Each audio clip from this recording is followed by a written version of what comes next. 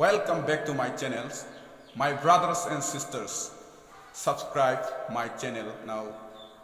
Press the bell icon all in sharing like. Please, my channel, my brothers and sisters. Marhaba Ramzanul Mubarak. Eikhoi Ramzanul Mubarak asli am nungai jai. Mayam sunu ngai birang ngani khanjai.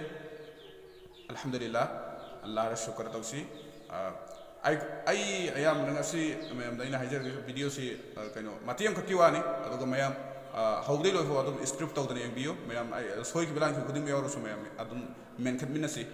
mioi bese hairaga khuding mak poglak panati haijari ba so eikhoi si kaino hatare musalman hatane ko adu ai gi si kaino video ai gi youtube channel si mayam yengbirong gani views adum lai mayam so dum yengbirong gani haiba thajai adubu I channel sida kaino video si haidi thagat pasi pa haidi semaga pa nang daba de video si kaino taw daba isama adum haidi larik hojik system jari bani nako ado semaga hojik thagat pasi ai si kaino mai taw tore ai kaino blog namaga so dum thaganing ba adegi amma so dum thaganing wakhanji isa do lere ado ai wari watai mayam thagaki ko wari so thagalle adegi nat so thagalle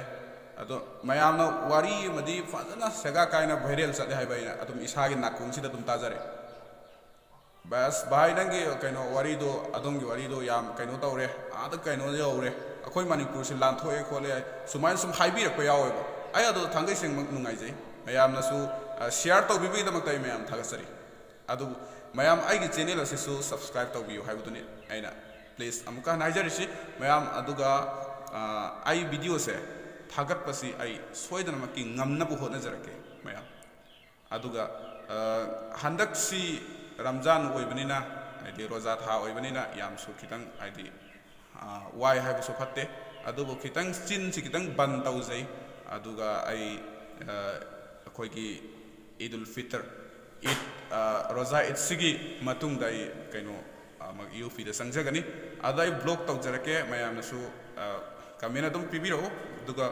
mayam khuding magna ai channel su subscribe to minasi amasung support to minasi haibaduni ai thamjari si adu ai haiba haitaba ai mayam na dum ngakpiu aduga aina semjakriba video sing ai isana dum khangjai phajade khara watli haibadum mayam na dubu comment da thina haibirakta se ai gi famdani khwaidigi laibak phabani haijarba adu mayam ai gi video se phajana bagi damakta adum semjarake mayam ai gi bekta mi yam laitabana maram oiduna kaino tawre video semase kitang khuzau ba haitare mi myama video namba kaino tawba youtuber or sing sin oina magi bek